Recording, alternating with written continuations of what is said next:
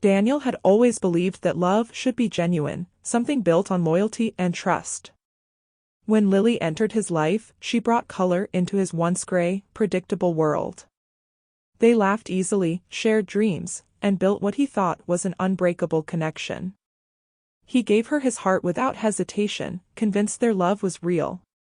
For months, they lived together, and Daniel began to picture her as his future wife. But one evening, fate revealed a truth so cruel it destroyed everything he thought he knew about love. He came home earlier than usual that day, eager to surprise Lily with dinner and flowers. Her phone was on the kitchen counter, ringing. Absent-mindedly, he picked it up to hand it to her, but the message flashing on the screen froze him in place. A text preview from someone named Mark, "Just a few more weeks and she'll be mine again." Daniel's hands shook as confusion turned to dread. He opened the messages, scrolling through a string of conversations between Lily and Mark, filled with secret plans and whispered promises. One message from Lily read, "Don't worry, he's just temporary. I'll leave him when you come back." Those words sliced through Daniel like a knife. Every shared laugh, every tender moment, every whispered "I love you" now felt poisoned with deceit. His chest tightened as the realization hit, he was never her forever. He was merely a placeholder. The woman he had loved so deeply had been waiting for someone else all along. He sat for hours, staring at the phone, numb and motionless. His heart wasn't just broken, it was hollow. When Lily returned that night, humming softly, Daniel looked at her differently for the first time. The face that once brought him comfort now looked like that of a stranger wearing a mask. She noticed the phone in his hand and froze, her smile disappearing. "You read my messages?" she whispered, her voice trembling. Daniel didn't speak. He just nodded and set the phone down on the table. The silence between them felt suffocating. She tried to explain, saying things like, "It wasn't serious," and "You were good to me." But every word only deepened his pain. He didn't yell. He didn't ask why. He simply gathered his belongings, his clothes, a few books, some photographs. When Lily realized he was leaving, she grabbed his arm, pleading, "Daniel, please. I didn't mean for you to find out this way." He turned to her, sorrow clouding his eyes. "You didn't mean for me to find out," he said quietly. "But you meant every word you wrote."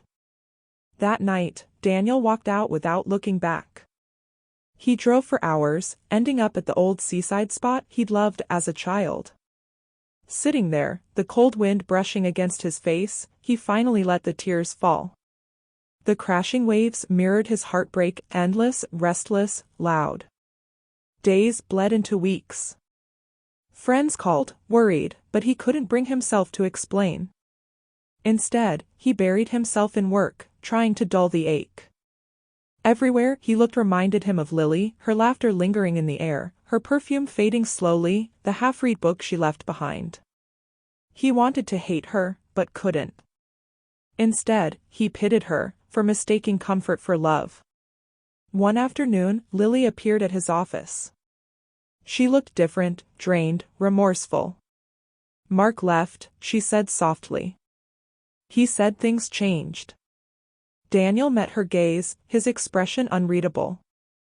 "So now you're back to the temporary guy?" he asked. Her eyes filled with tears. "I made a mistake," she whispered. "I see now that you were the one who truly cared." Daniel let out a long, tired breath. "Lily," he said quietly, "you didn't lose me when you chose Mark. You lost me when you decided I wasn't worth your honesty." His voice wasn't angry, just weary. She begged for another chance, but he had already chosen peace over pain. Months passed, and Daniel slowly found calm in solitude. He learned that not every heartbreak calls for revenge, sometimes silence says more than words ever could. The wound stayed, but it became a symbol of survival. He met new people, began to smile again, and rebuilt his faith in love, piece by fragile piece. Lily sent messages now and then, filled with regret, but Daniel never replied. She saw him once from afar, laughing among friends, his smile genuine. It hurt her more than she expected, to realize she had become nothing more than a ghost in his story. Daniel never mentioned her again.